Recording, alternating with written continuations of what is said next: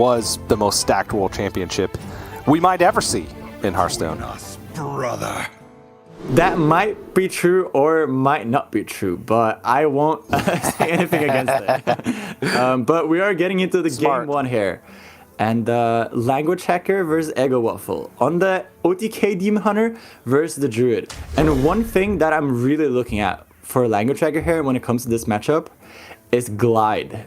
I think Glide is one of those cards that can really turn matchups like these on the head and sort of change it all around. Yeah, I would agree. I mean, this is a great start, though, for Eggowaffle.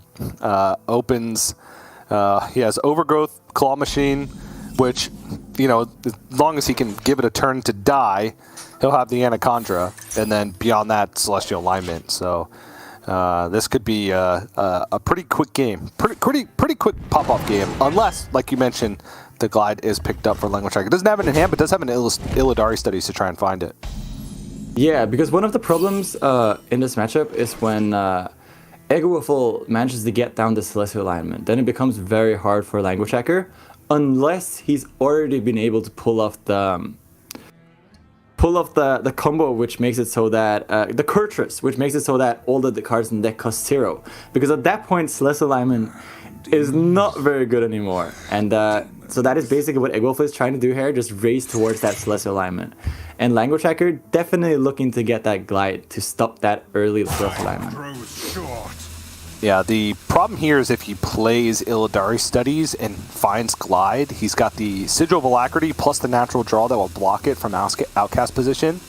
I wouldn't even hate just holding on to the Studies, seeing what the draws are next turn, and then if he hits Glide next turn, he can always Illidari Studies, coin Glide, because it would cost 3. So I like to hold on it, and instead just going for Sigil plus Hero Power makes a lot of sense. Yeah, I think the only decision there might have been whether or not he wants to play the Crimson Sigil Runner that turn. But the reason he keeps onto it is that he wants the max card draw in his hand to potentially proc that quest later on, which is a close decision. But now is probably the turn here where he's looking at that Illidari Studies for the Glide potential. Yeah, it's a possibility. Other one is to go like Acrobatics just for efficient quest completion, but the cards that he's already drawn for the turn, which is Persistent Peddler and Tusk Piercer, are not cards that you want to reduce with the quest completion, because Tusk Piercer is already free and Persistent Peddler just wants to get traded back in the deck anyway. So I think you might be right. I think we could also be going for the Acrobatics here. That could potentially complete the quest stage here. Okay, he decides to go for the tradable first here. So I guess we're probably not being able to complete the stage here, but that maybe isn't the main focus here for Language Hacker. He just wants to try to most efficiently get to this Glide potential, right? But I'm pretty surprised that he isn't drawing more for it. He could also be going Acrobatics here. What do you think about that? Well, he could coin Sigil Runner, and that would complete the quest. Oh, yeah, this is smart. For sure. He already had the 2 natural draws, plus the trade. So, all right. But then still, Studies is online for next turn. I think he's had ways to complete the quest outside of Studies, so he hasn't needed to play it. And we're going into turn 6 mana for the Druid, not turn 6, it's turn 4. So Celestial Alignment doesn't have an opportunity to come down here anyway. You know, unless of course there was Innervate or Bloom, but I don't think he's banking on both of those being there, and so can always find an opportunity to pick up the Glide next turn, either from the Studies or the draw off the top. Yeah, and it's also very valuable to have the Acrobatics later in the game, right? To potentially get that max payoff of it. It's one of the cards that scales very good towards the end of the game, so getting rid of these cheaper cards first is actually very efficient for him. But he really hopes he's able to get this Glide now, because that's going to be a very big deal. Ooh, that is not the best draw. Yeah, it does make for Glide. So he did get a piece of information here in the fact that there was only 4 glowflies from the glowfly swarm, which means that he knows that there's one minion in the hand, which is either Claw Machine or Anaconda, because those are the only two minions in the deck. So he could go for a glide, and if I were him, I would deduce that it was exactly Anaconda, because from Language Hacker's perspective, maybe he would have played Claw Machine last turn. Anaconda you wouldn't just drop on 6, but Claw Machine seems pretty good. I'm actually surprised that Eggowaffle didn't drop the Claw Machine, because that'd be pretty easy for him to just drop it, guarantee the Anaconda, and then Celestial Alignment the next turn. With Germination in hand, the only thing he'd be missing at that stage would be card draw, which he has a ton of in the deck. But Language Hacker going to continue to kind of take it slow here. Just remove stuff on board and wait. Not really any other opportunity to do so. Still holding on to the studies, though. Or yeah, still holding on to the studies. And this Celestial Alignment is definitely brutal. It seems like Language Hacker was sort of hoping it wasn't there based on his reaction and playing it that way, but it did seem pretty likely he had it. So, yeah, that is sort of how this matchup goes a lot, right? It's a scary card in the matchup, and if you're not able to pick up the glide, and Eggowaffle is able to pull off a lot of cards, sometimes they just have that, and you sort of have to be able to deal with it now, which is hard. How do you win the game from here, TJ? Hope that Eggowaffle's draws are completely dead for the next 4 turns, so you can get Kurtrus online. Because the big deal, right, that was a Celestial Alignment effectively had to be right then. Because if it didn't come out exactly on the turn that Eggowaffle played it, Language Hacker would complete the final portion of the quest and get the Kurtrus in hand. And then if you Celestial Alignment when your opponent has Kurtrus in hand, it goes down to 1 mana, so then you can play it, and as you mentioned at the beginning of the game, every card in the deck would be free from that point on. So all you need is card draw, and then boom, you have lethal setup from absolutely nowhere with only potentially 1 mana even, or 2 mana the turn after you play Kurtrus. So he just has to buy time, because I mean he can win, but he's going to need at least 5 mana anyway in order to actually pull off a combo. And sometimes the breakpoints are even higher, because you're talking about double Cenarian Ward in the list. So you may not even be able to go for just the 36 combo. You likely have to go even higher. So just needs to do his best to buy enough time and hope that he can find either the OTK or get Kurtrus down on 5 and then kill on 6 mana. Yeah, because the Celestial Alignment was definitely a positive effect for Language Hacker deck also, right? But the scary thing is just that the Anaconda Druid really pops off after the Celestial Alignment, and you don't have a lot of time normally, so Language Hacker here probably needs to find the OTK in a fairly short amount of time here, which is not impossible, but he needs to pick up some of the combo pieces really soon. And the other thing, he doesn't want to kill this Claw Machine. Because he knows that unless it was picked up in the past 2 turns, that the Glowfly Swarm was played and there was 1 minion in hand, and now he's seen that 1 minion, which is the Claw Machine. So the longer he waits to kill this, the longer it is before Eggowaffle picks up the Lady Anaconda, the more time he has. So he'd rather take the 6 damage a turn than give the Anaconda over to Eggowaffle. Yeah, that makes a lot of sense. So that seems to be what Language Hacker is going for it too. Eggowaffle here kind of wants to be able to kill his own. Unless. Okay, so managing to pick up the Anaconda here. Oh, now Eggowaffle can really start popping off. Well, how do you approach He's waited a long time. He's waited a long time already. I think he might wait 1 more turn. Yeah, he could be waiting 1 more turn. But when does it start becoming scary that Language Hacker could maybe turn the corner and pull off an OTK? Because everything in Language Hacker deck is really cheap right now. We're talking 1 mana Il'gynoth. So you have to be a bit afraid here as Eggowaffle too. Not necessarily this turn, but starting very soon at least. Yeah.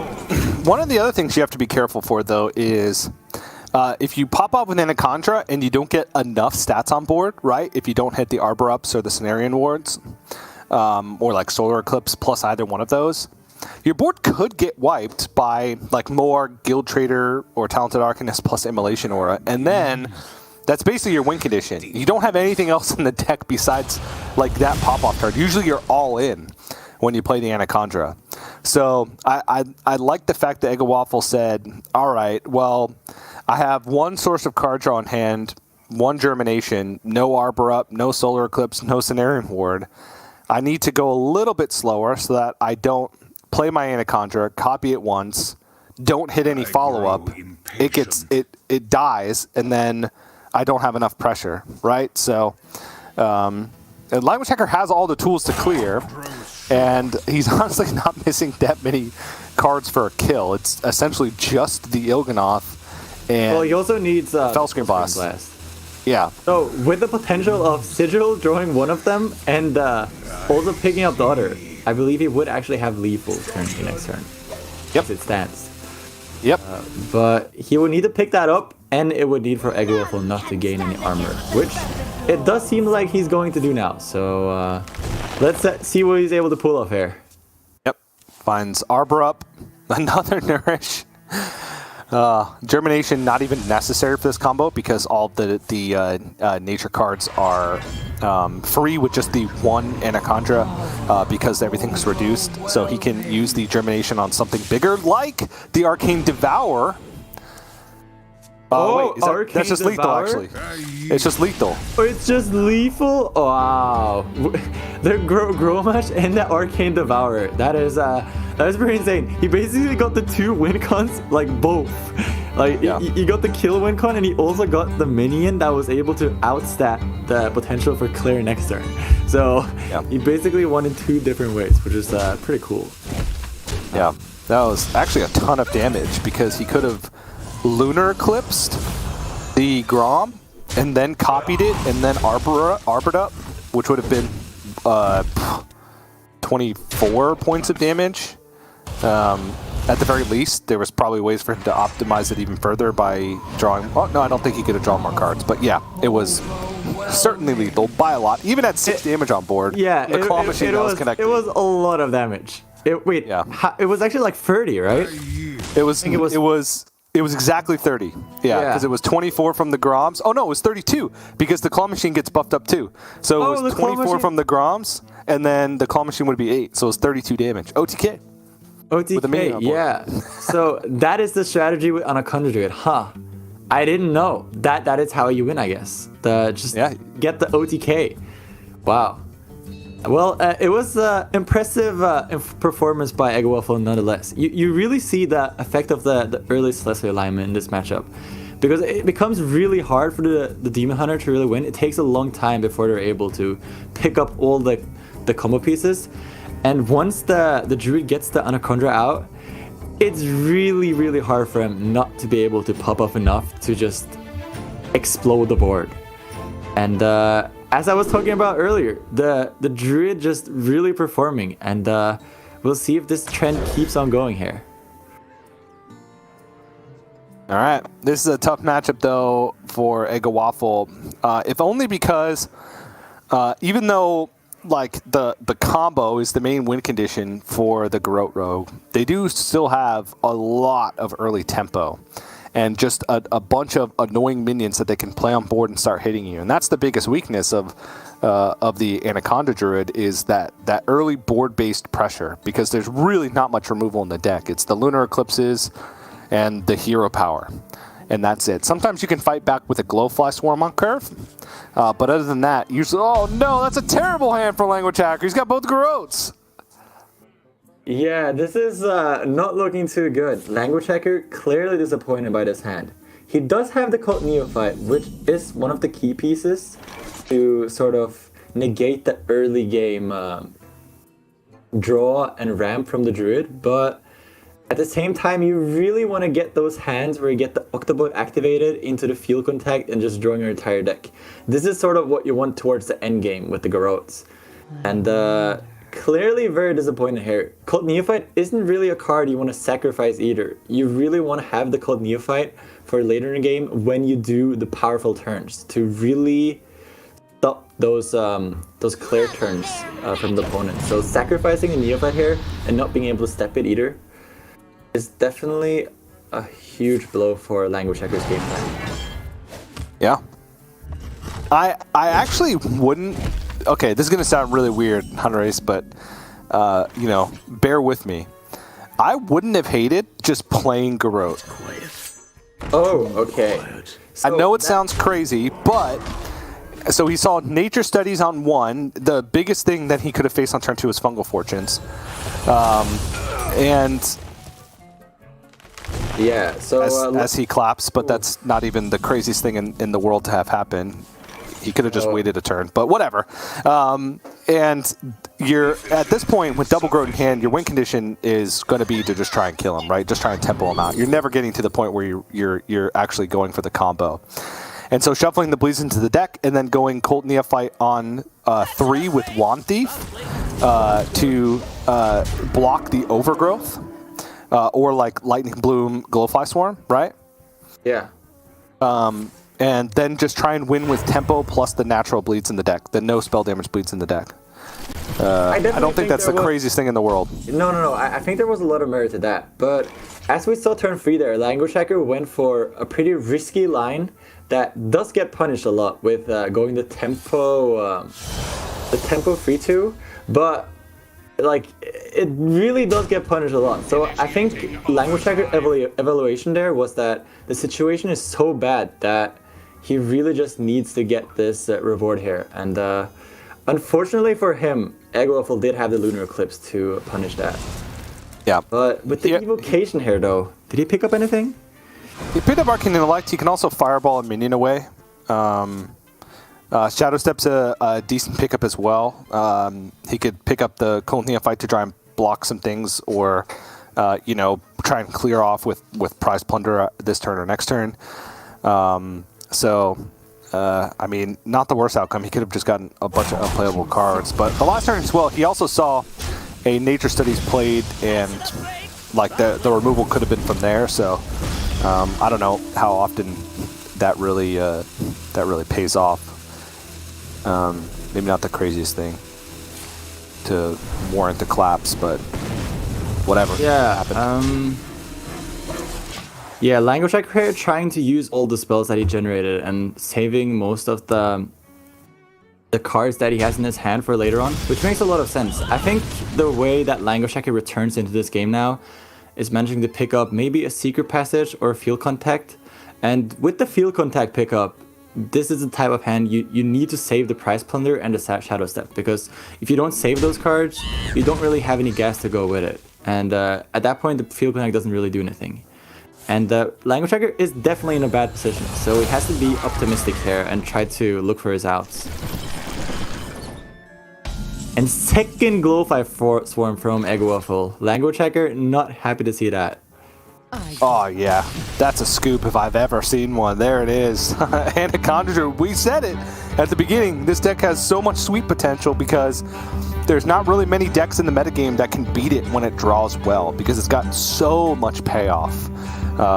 It also a pretty atrocious opening hand for lnguagehackr. Pretty much Garrotes are all you're trying to avoid in your opening hands, because they aren't, in this matchup specifically, you know, a crucial part of the win condition, because the game usually ends before you get to the point where you can actually execute the combo. You just want minions on board and you want to keep hitting them, and maybe Garrotes are just shuffled in the deck along the way to get that little bit of extra bleed damage. It's rare that you can go off with the full combo in my experience. So, but it was stopped, right? The risk taken on turn 3 to play out the Field Contact was pretty much the end of the game from my perspective.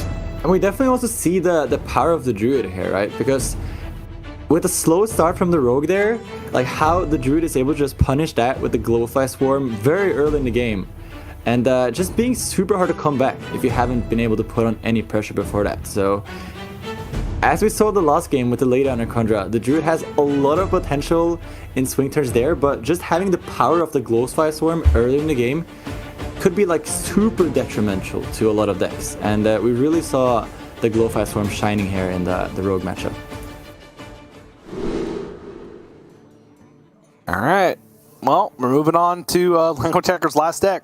If he wants to win this series, he has to win 3 in a row with Quest Mage, and I do think Quest Mage is in a better spot now than it was before the patch, because a lot of the decks that it was struggling with have gotten their speed hit a little bit, which means that Quest Mage is now faster relative to the rest of the field, right? Even though the speed stayed the same, if all the other decks get slightly slower, then Quest Mage is obviously going to move up a peg.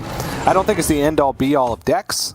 I still think that Garrote Rogue does things faster, but Quest Mage does have some extra tools at its disposal, and that's, its ability to keep big stuff frozen, the ability to go for, wide board sweeps with Fire Sale.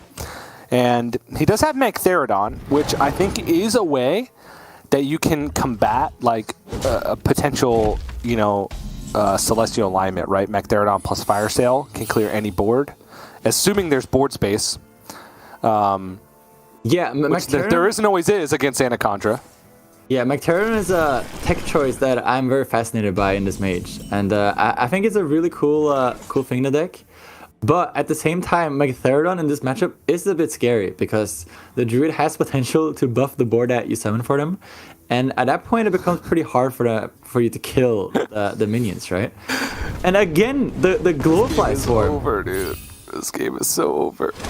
Okay. He's got Pride's Fury. It's not Arbor Up, but it does something. It's right? better. It's just better, right? Because Arbor Up here would be 3 health points, while this is 5. How does Language Hacker deal 5? Yeah, he doesn't. He gets. He doesn't. No. He gets Primordial Study, double Primordial Studies, hits Guild Trader. Then on 5, he can play the discounted Guild Trader for 2 and then Fire Sale. Or on 6, he can play the discounted Guild Trader for 2 and then play Fire Sale. By that time, he's dead. Is there a way for him to be able to play double Fire Sale? I guess he could play double Fire Sale if he gets both of them. That would be the out, right? Being able to get to the double Fire Sale, but that is a lot to ask for. So, he's sort of hedging towards the Fire Sale already, you can see here. Maybe he'll be able to pick it up. Because now maybe only 1 Fire Sale is good enough? What do you think? Yeah, well, he does complete the second portion of the quest, so he can discover a spell. Maybe he hits AoE. He can also Flurry again. Oh, Hot Streak. That could help out the Fire Sale. Because he would need to pick up some sort of Fire Sale here, I believe. Even maybe picking up a Flame Strike next turn from One Teeth. You could go Flurry, One Teeth, Hot Streak, Flame Strike. That could be a way to get back into it. Yep. Language Hacker here, though, definitely going to search for that Fire Sale for next turn. Yep. He is, unless he flurries here, though, he is dead to an Arbor Up. Okay, hits 2 unique minions, so that's good. Okay, so there is a chance we could see Fire Sale, but we could also see the One Thief into Flame Strike, which would clear the entire board and all right, get some outs. Language Hacker into the game. So let's see if he's able to pick it up. Oh, Primordial Studies, that's a good start to the turn, but it's definitely not what he was searching for. Could he potentially get something with 2 spell damage here to get more Carter with the Cram Session and then play the Fire Sale?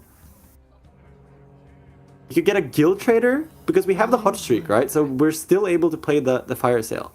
So Guild Trader here, together with Cram Session, then Hot Streak. Okay, he's going for the Flame Strike. Oh! Also completes quest. Also completes the quest. Did he get it? Oh! Fire Sale! The Fire Sale! Oh! Oh wait, Guild Trader here? Oh! Wait. Guild Trader costs 3! Yeah. He gets a discount, and then he can Fire Sale. Oh, it actually works. Yes, he's back. He's back. Oh, okay. That is big for Language Hacker. This is really what he was hoping for here. But Eggowaffle still, though, a lot of pressure coming. He has the potential to go Celestial Alignment here. But the quest is complete, so the Dawn Grasp would cost 1, so he could actually play it on the board. And then Eggowaffle has to deal with the 7/7. Right? Yeah. So maybe you want to go Glowfly Swarm instead here and try to just win on the pressure side. That could be more tempting. But at that point, if Language Hacker has a second Fire Sale, it would be pretty bad for you. But you kind of know that he doesn't have that right now, so yeah, I'm really looking at this Glowfly Swarm and just putting under pressure.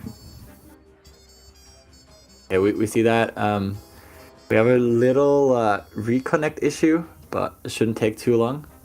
Yeah, I saw Eggowaffle's camera freeze for a second there, so he might be struggling from like a connection issue or something, but pretty tense moment. So let's say he does play the Glowfly Swarm. I believe he has, 6 spells outside of that in his hand, maybe 5. So he would be setting up for a lethal, even if it's 5 with just a hero power, because Language Hacker's at 11.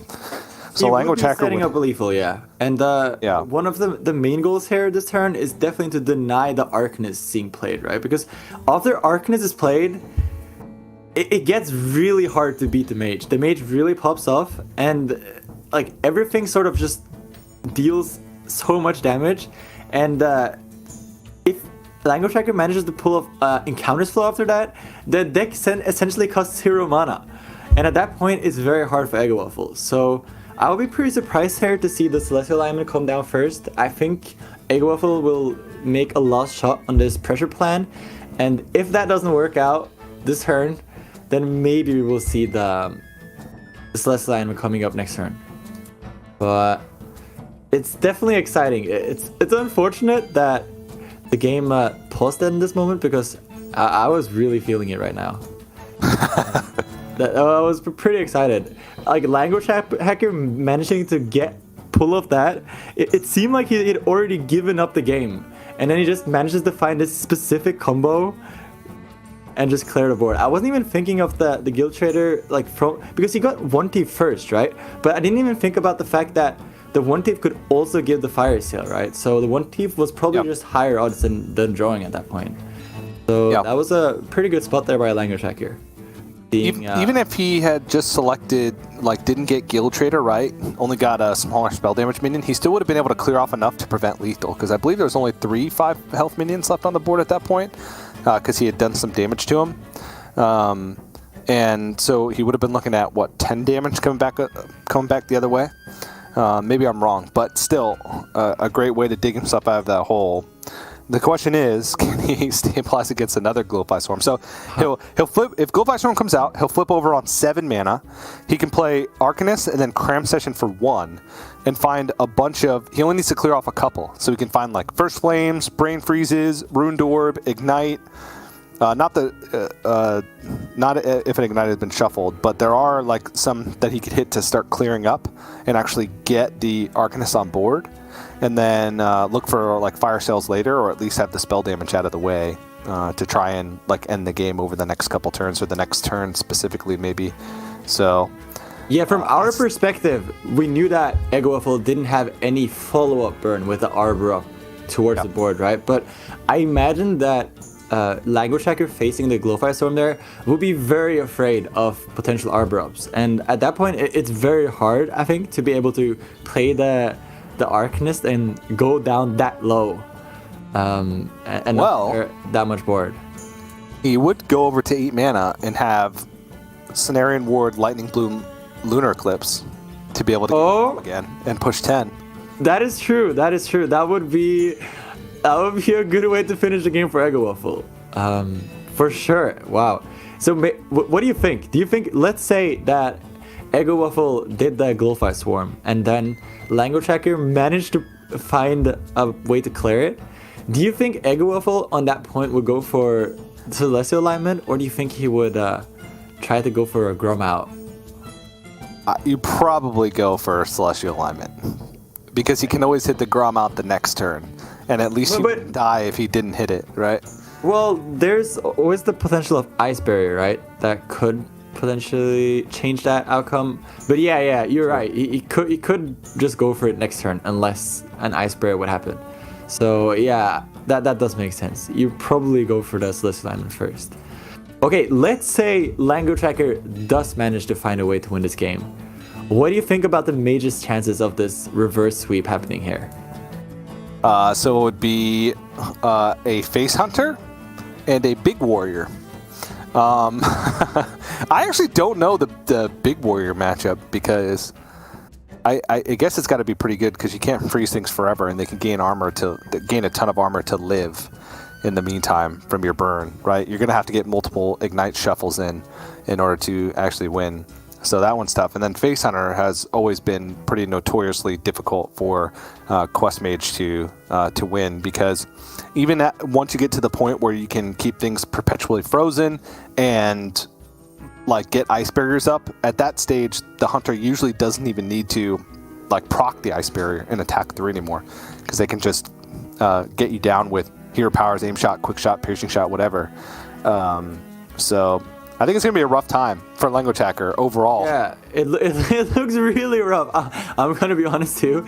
This all of these 3 matchups I think look like an uphill battle for this mage. And if lnguagehackr somehow manages to get out of this, I will be very, very impressed. But lnguagehackr has been a very good player for a very long time. And, you know, I wouldn't be surprised, but this seems very difficult, and yeah, I'm a bit worried for him here. Yeah, we did just get word that Eggowaffle was having some connectivity issues, that he was attempting to restart his router, and he's looking into alternatives to try and connect back to the game. So hopefully we'll get back into things momentarily. Pretty rough, right? You know, connection issues happen for us all the time. I'm sure you've seen me pixelated a lot on these Grandmasters broadcasts. It's not my camera, it's just my internet sometimes. So I guess, Casper, you don't really have to worry about that, right? Norway, yeah. Exceptional internet. We do. Definitely better in the US, I believe, at least. In most places, sure, yeah. In most places, probably. On average, I would say we do have that. So, but yeah, that definitely sucks, because, yeah, having internet issues is definitely something that feels out of the player's control a lot of the time. And it's just kind of bad for both players, because they really want to play the game, right? And having to potentially replay a game, or having to concede a game because the internet connection isn't there, has to be one of the most frustrating things. Even though I haven't really experienced it myself, I think, ever. I know a lot of people that have, and it's really sad and unfortunate. So I hope Eggowaffle is able to return and finish this match. That would be great. Yeah. Still waiting to see if we're going to be getting back. It looks like he's trying to connect with his laptop with a mobile hotspot. We'll see if he can actually get back in time, because I'm not exactly sure on the rulings, but if you don't make it back at a certain time, sometimes we've had to give players a game loss penalty, but I don't think we've reached that point yet. We'll see what the admins are going to say. I think it would just be a game loss in this situation and not a match loss, because he's still in, from what I can tell, he's still in contact with the admins, and it's not just a no-show. So hopefully we'll get an update in the meantime. And so we can look forward to the rest of the series, because I'm currently having a discussion with Sottle about Quest Mage versus Big Warrior. He's corrected me and said Quest Mage annihilates Big Warrior. Annihilates. Wow. Which, that is strong words. After thinking about it, it does make some sense. I have an entire 1-game sample size of the matchup, and what commencemented, I don't know the past tense of it, commenced, there you go, commenced a troublemaker and just won. But yeah, you have a finite amount of threats, and Quest Mage has an infinite amount of damage. So if they deal with your threats and you're out of stuff, it doesn't matter how much armor you gain, because Ignite just keeps shuffling indefinitely, and if you're under no pressure, then you're just going to kill them eventually once you get the quest complete. So that makes sense, but we'll get to that point sometime. But we did get word. The admins have given a game loss to Eggowaffle for not reconnecting to the game in time. So unfortunately, and I'm really disappointed because that game was heating up, Eggowaffle's Druid will be eliminated. lnguagehackr will be awarded that game win. So we're going to move on to the next game in the series, assuming Eggowaffle can find a way to reconnect. Yeah, and on that matchup you were discussing a bit earlier, Sol does have a very good point with the fact that the Mage does have infinite damage. And versus a traditional control warrior, infinite damage does sort of win the game. But I sort of see this big warrior as a deck that could potentially get a lot of pressure down. And I'm not sure if Mage can really deal with early game Troublemaker or Ralligor, but I can't say I have that much experience with Big Warrior. But yeah, the Big Warrior does also have armor, as you were talking about, and also the Bulwark. So it could get into those situations where a Bulwark could potentially stop the Mage from killing you for a couple of turns at least. So yeah, I'm not convinced by Sol here for sure, but maybe this will be one of the matchups we get to see later on. Well, Casper, the most glorious thing about being on the America's Grandmasters broadcast is that we can talk as much crap as we want about Zottel, and he can't even respond. It's beautiful. But while we wait for Eggowaffle to try and reconnect, we actually are going to just jump to a quick break, and hopefully when we come back, we'll have this resolved and we can jump back into the series. So don't go anywhere. More America's Grandmasters right after this.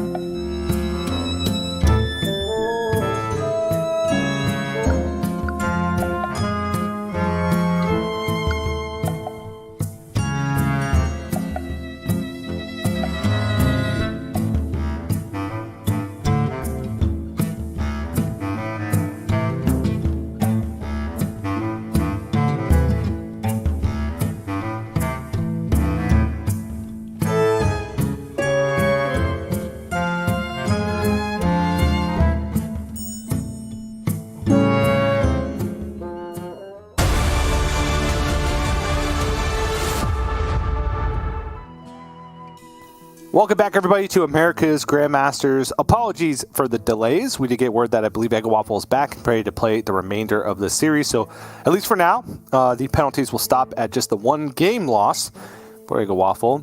For the introductions, again, I'm TJ, joined by 2019 Hearthstone World Champion Hunter Ace. And now we get to see some Face Hunter.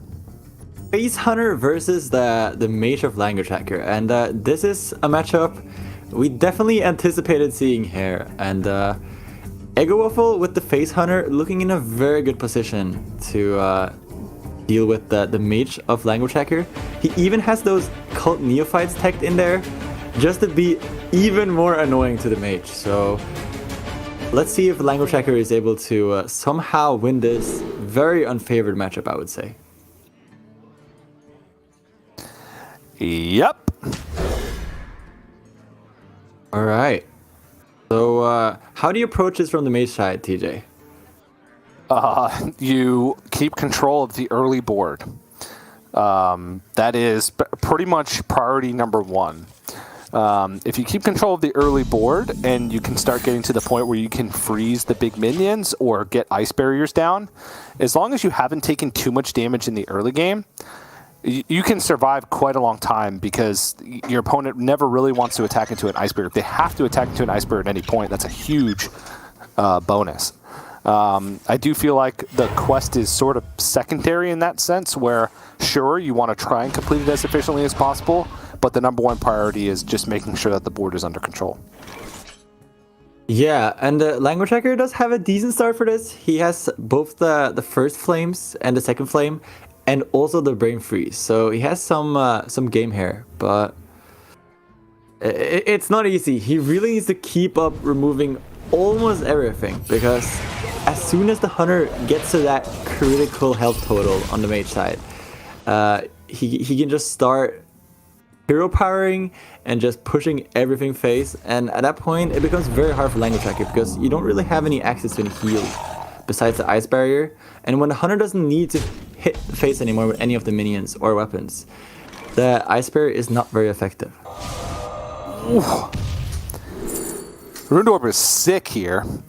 Biggest reason being is because he doesn't have to waste, quote unquote, waste second flame to kill this minion and not get quest completion, because the Rune Orb is the third spell school that he needed to complete the first wave of quests.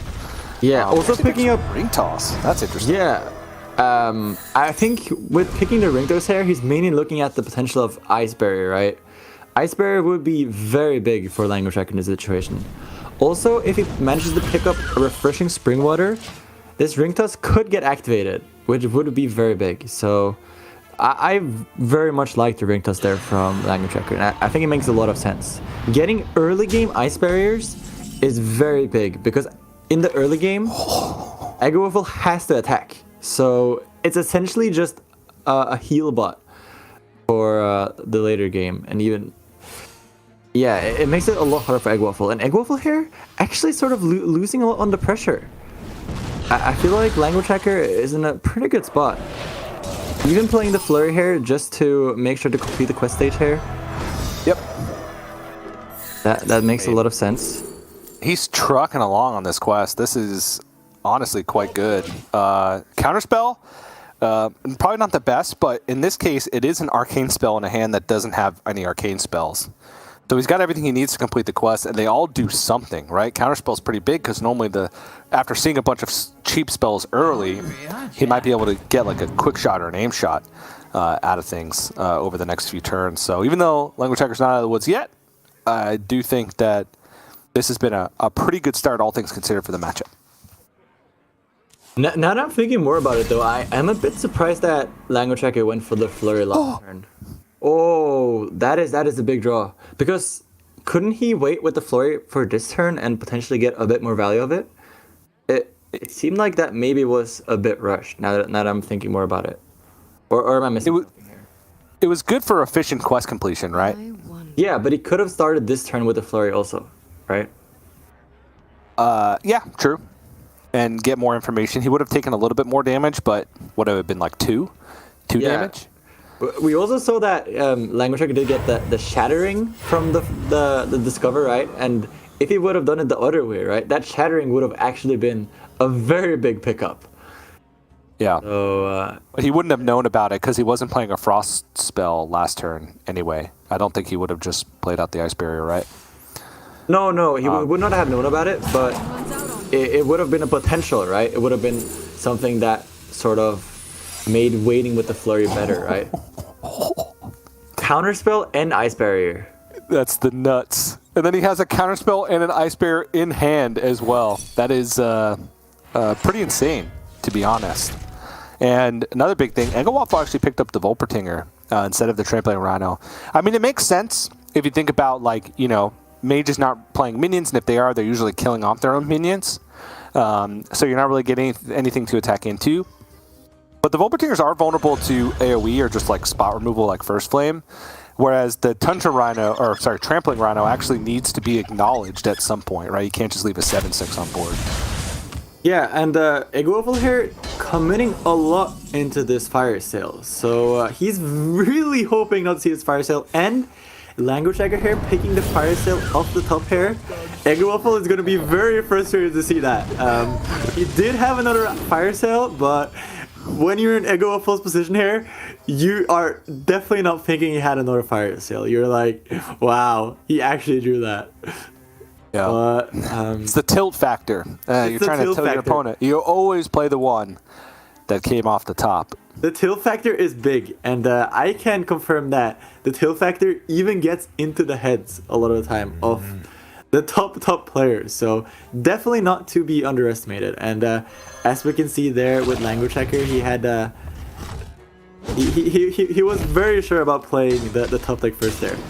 You could argue that there is some merit into playing the fire sale you already have, because that card could have potentially been a fire sale, but the tilt factor is just too big, TJ. So you gotta play the top deck.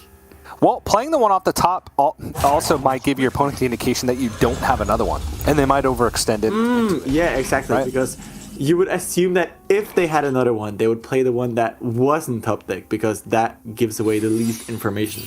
But that mind game sort of goes like infinite, right? Yeah. If you think too much about it. So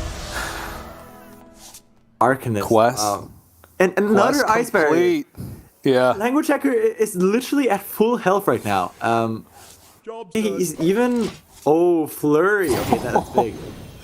Yeah, that gives him a safe turn to play Arcanist next turn, like regardless of what hits the board. Like he could Arcanist, then like First Flame down, and then Flurry if there's other big minions played. So that way everything sticks. So this is looking pretty good for lnguagehackr. The only thing he's missing right now is card draw, but he's still got a ton in the deck. He's got Arcane Intellects, he's got an Encanter's Flow that's been played on the deck, which you oftentimes don't really have the luxury of being able to do that in the matchup. So I think it's looking pretty good for lnguagehackr from this point. It's just the next couple turns that are going to be that could end up getting a little sticky, as Eggo is playing the cold neophyte and has a reasonably sized board to contest this. Yeah, and it was a very interesting decision last turn for lnguagehackr, whether or not he wanted to trade the fire sale, right? Because there are some cards he's really looking for here in the cram session, potentially.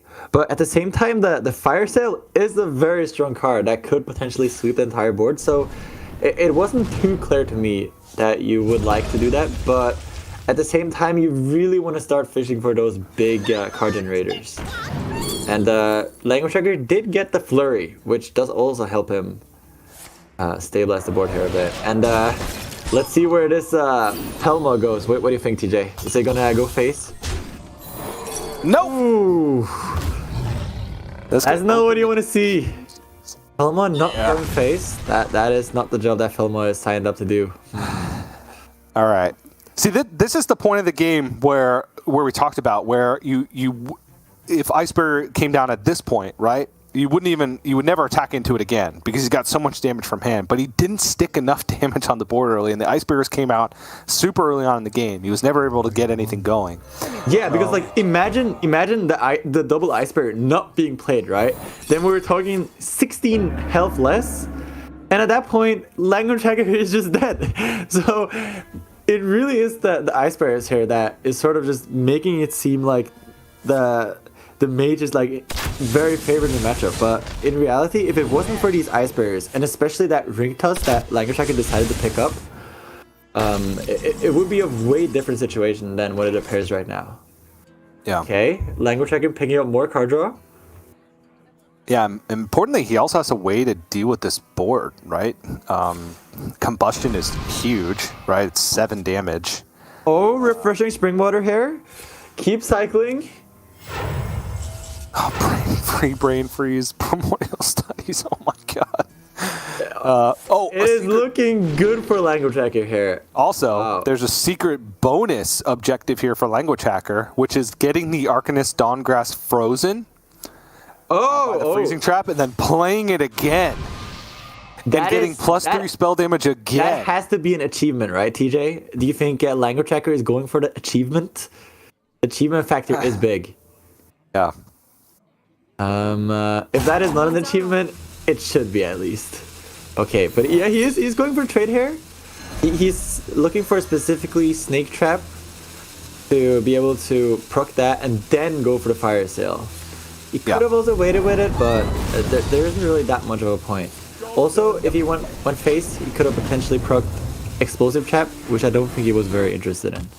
Yeah, wants to not take it wants to take as little damage as possible, and now. Oh, now play it again every time. Every time. Fireball's 12 damage. If he played it, he would have lethal the next turn. I don't believe it's close even. You just instantly play it. It just hits the board. It's just automatic. You play it, you brain freeze, you counterspell, and then Fireball deals 12, and that Ignite in hand would deal 8. So then you connect face with the 7/7, and then you have. Well, we also have the Guild Trader. So the Fireball would deal. Wait, how much would the Fireball deal? It would deal 14, and the Ignite would deal 10. No, 11, right? No. It's at 5 right now. So plus. No, it's at 5. 10. Yeah, 10. Yeah. Wait, is that enough? Plus, no, maybe that's still 1 up. Oh, another Ignite. Okay, then it's enough. Wait, how much is this turn? It's 20 plus. It's not. He doesn't have the mana to play Guild Trader. Oh yeah, lnguagehackr knows. Oh yeah, there it is. Arcanist on the board. Next turn now. Fireball, Ignite. I don't know if Eggowaffle can really deal with this. Nope. There's Neophyte. Wait, is that piercing shot your Neophyte? No. No. Because Arcanist sticks. So Arcanist hair being able to. Even Hot Streak. Now we can play everything. It's a million. He only needs 2. It's a million. Wait, are we going for the 14 damage Fireball? It's 12.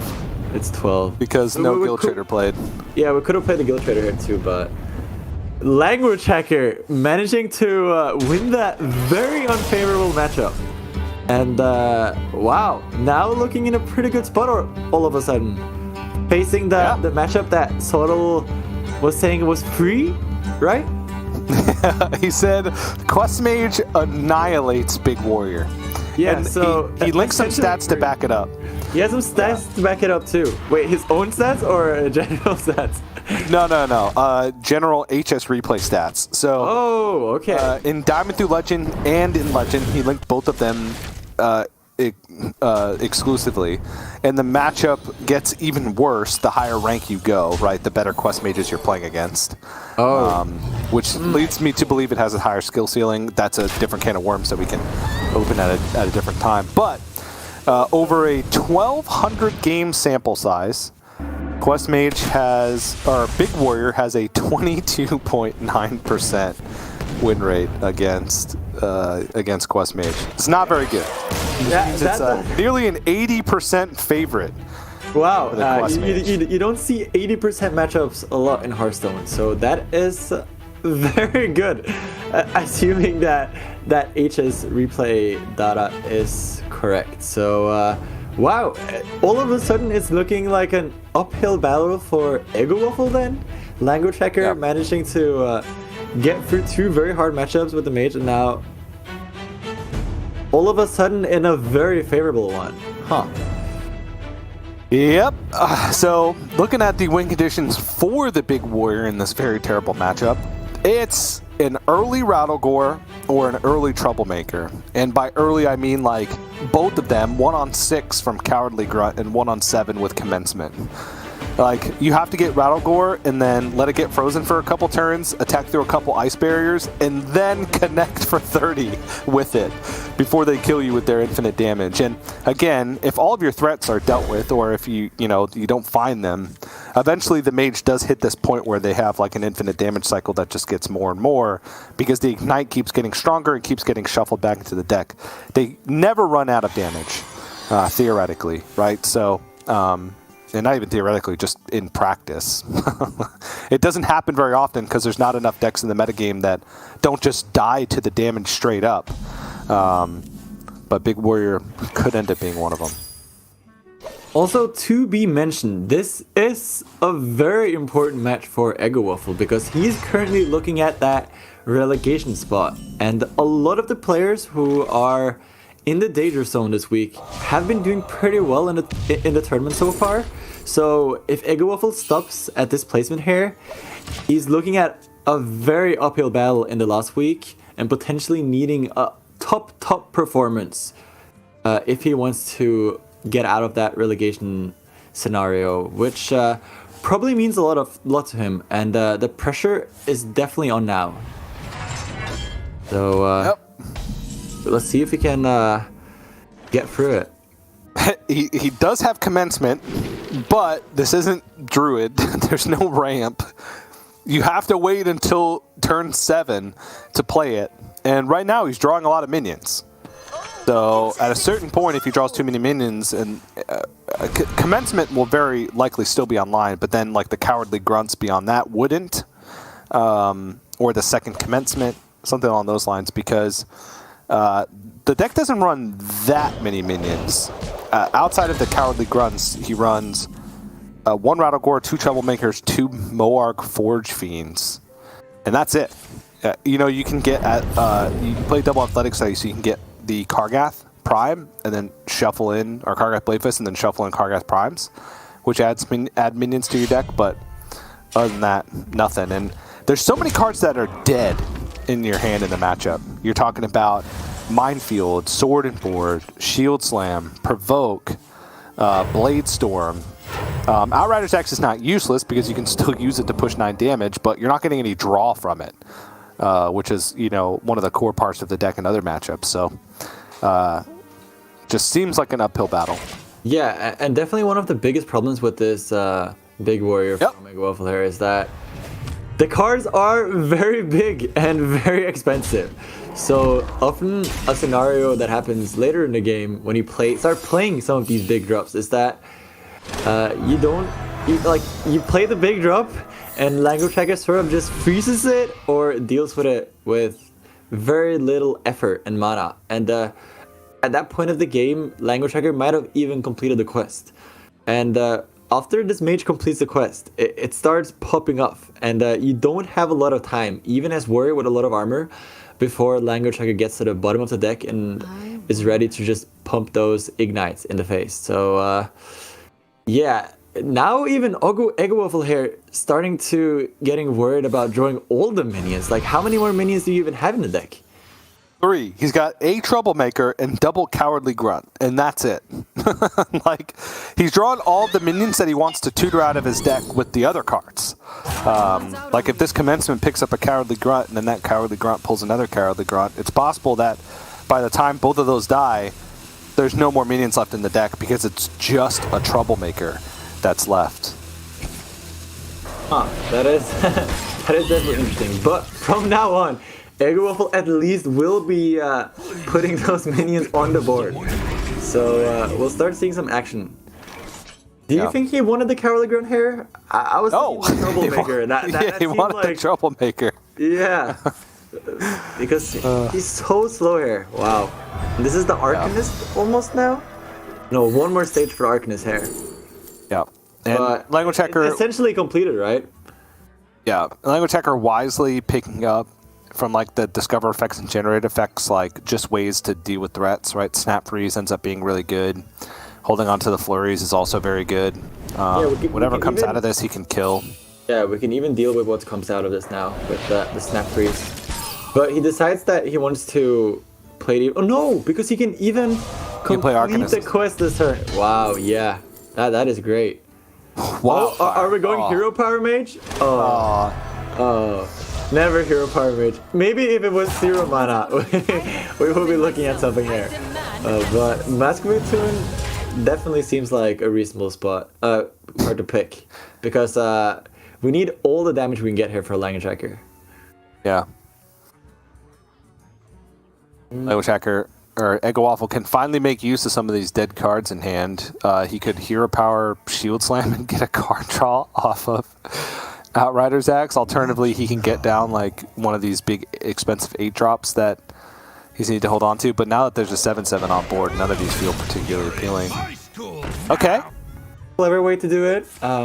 Get some pressure online, but I don't know. At this point, it's starting to become pretty late, I think. lnguagehackr with the Arcanist activated. Unfortunately, we don't get to see the double Arcanist action this game, but even with one Arcanist, this Mage really does do some work now. Yeah. Oh! And that card played straight off the top. Right? Oh no. Oh, look at it. It just kind of stood there for a second. It did stand there for a second, yeah. So, how do you play this for lnguagehackr? Do you just try to draw for your entire deck and then start playing the Ignites? Or do you start playing Ignites and then drawing? Yeah, this does make a lot of sense because you just want to like play as many Ignites as possible, right? All the time. So, shuffling first, and then he's probably going to go for the cram session next turn when he's emptied the hand. Yeah.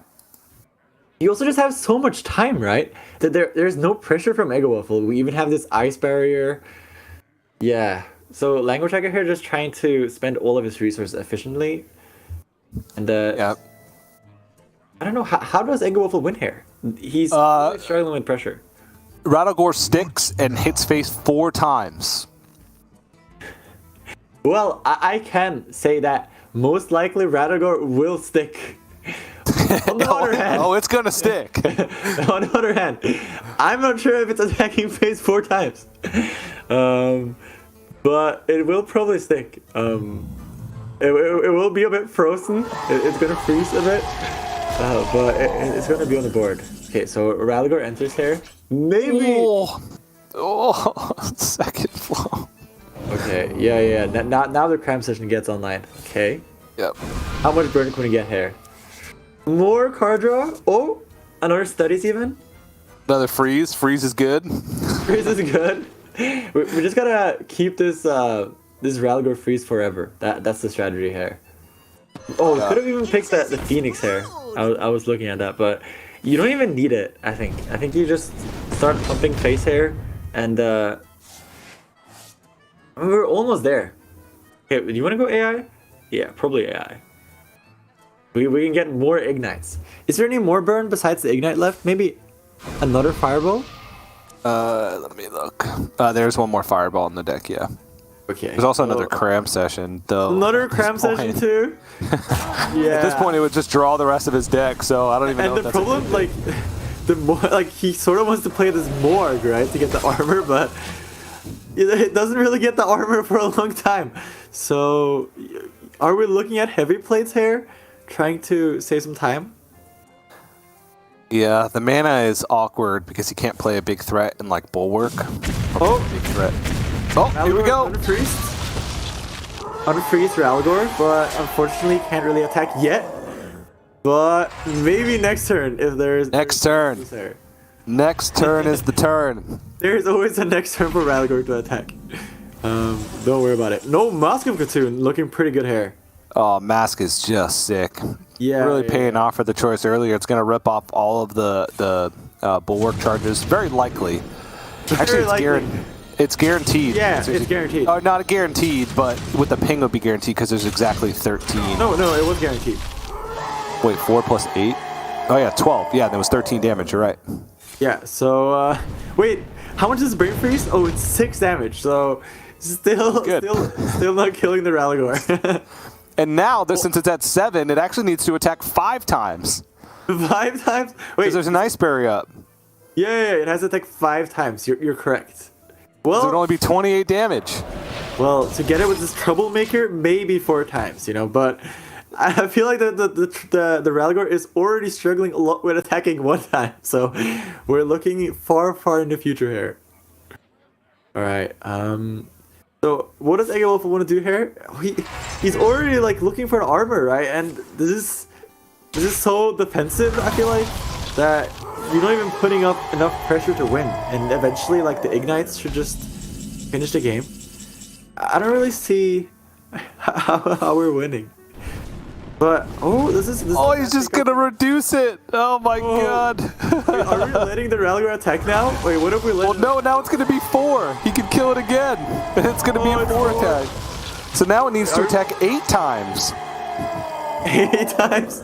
Oh, wow! This Ralgor is starting to get really small. Wow. So I don't think you want to play the ignite here, right? You want to get that cram session. Well, a cram session is just... He's not even going to play it now, I don't think. He's just going to keep shuffling ignites turn after turn until he can get there. Wait, isn't this starting to get a bit hard for lnguagehackr? Because you can't play that many ignites a turn, right? And the armor is significant here. We're still kind of far off lethal. I don't know, TJ. I'm starting to get a bit worried. Maybe we... Yeah. Is Eggowaffle maybe getting there here? Maybe. He's got 28 life. That's a lot. Well, there's the cram session. How much damage do we have? We have quite a bit. Yeah, you have the cram session here for sure. Because we need to get both the ignites in, and then next turn, I believe we get there. Yeah, oh no, it's only 5 damage one of the ignites here though? Is it still enough? Yeah, it's only 5 damage this second ignite. This is... But, wow. So, we get 5, get him down to 7, then up to 9. So, this might actually... Oh, no. He's not playing it this turn. Oh, this is very smart by lnguagehackr. Because you don't want to draw this ignite, right? As long as you draw the other ignite, you have guaranteed lethal next turn, I believe. As long as Eggowaffle doesn't get any armor gain. Yeah. Does he even have armor gain left, though? I feel like he's played so much.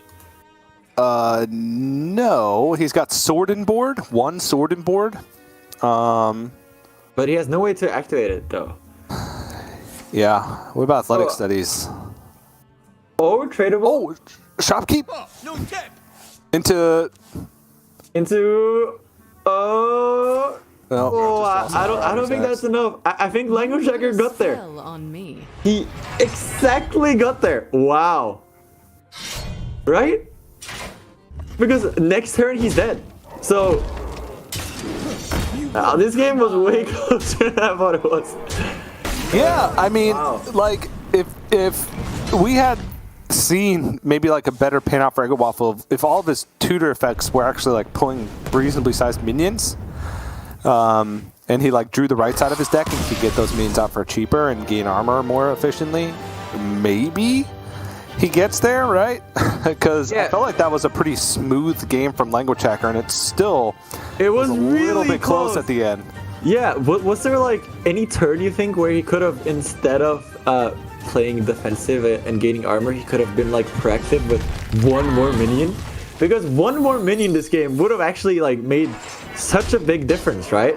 Because yeah, like if he had got a Moark Forge Fiend online at some point. Yeah, because at that point, yeah, lnguagehackr would have to freeze that minion also, and that might have been pretty hard. So I don't know. This game was actually really close, and wow, I think maybe there might have been a line here that could have won for Eggowaffle.